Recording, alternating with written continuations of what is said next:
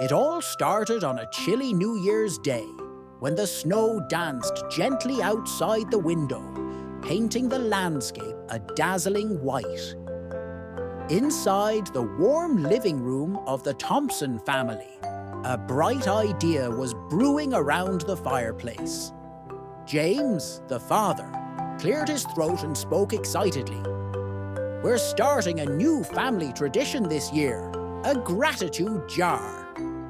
We'll write down things we're grateful for and place them in the jar. At the end of the year, we'll look back and remember all the good times." Everyone agreed with a chorus of enthusiasm. The next day, Sarah, the youngest of the family, carefully placed a glittery ribbon-tied jar on the dining table. "I made it extra special," she chirped. "It looks wonderful." Her mother, Emily, complimented. Michael, the eldest brother, nodded, already scribbling a memory. "Grateful for the snow so we can build the best snowman today." As January unfolded, the jar began to slowly fill. Each day, while sipping hot cocoa, the Thompsons gathered to share what made them smile. Despite some glum days when homework piled high or chores seemed endless, they found something positive to tuck into their jar: a family movie night, a surprise snowfall, or Mom's homemade cookies. By spring, the garden blossomed into a wonderland of colours, and the changing season mirrored their growing hope and positive mindset. "Grateful for all the buzzing bees," wrote Sarah, after learning about pollination at school. The excitement of summer brought sandy toes and sunshine laughter.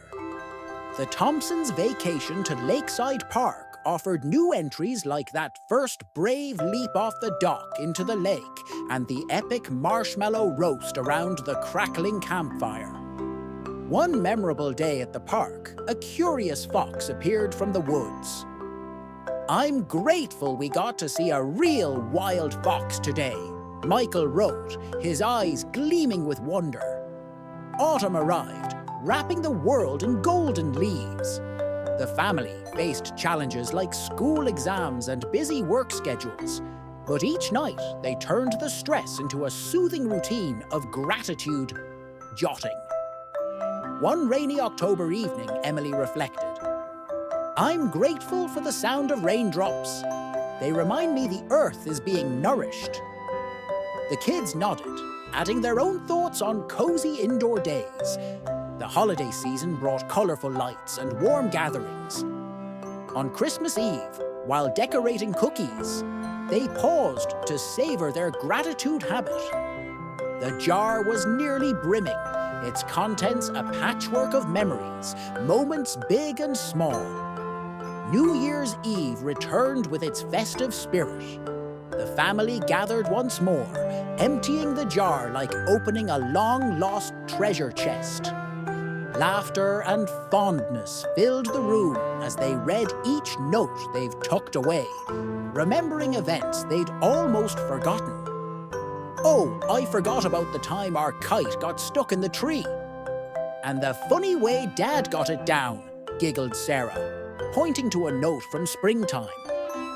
"This year was full of surprises," said James, smiling. "Even on tough days, there was always something good," he added, looking around at his family gathered close. Inspired by their joyful reflections, Michael proposed a new idea. "Let's keep this tradition alive.